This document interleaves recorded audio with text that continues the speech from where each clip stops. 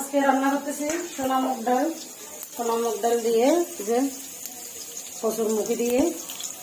আমার খুবই প্রিয়, আজকে বৃহস্পতিবার তাই ডালটা অনেক সুন্দর করে রান্না করছি। আর হচ্ছে এদিকে করলা ভাজি করতেছি।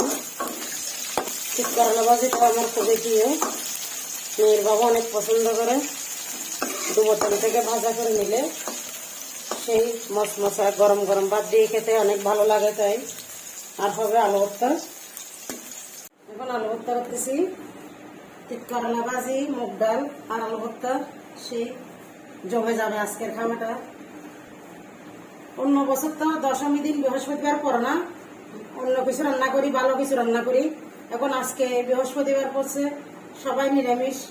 বৃহস্পতিবার আলু ভর্তা, মুগ ডাল আর হচ্ছে করলা ভাজি, এগুলাই আজকে দুপুরের খাওয়া। সবাই ভালো থাকবেন, বিজয় শুভেচ্ছা।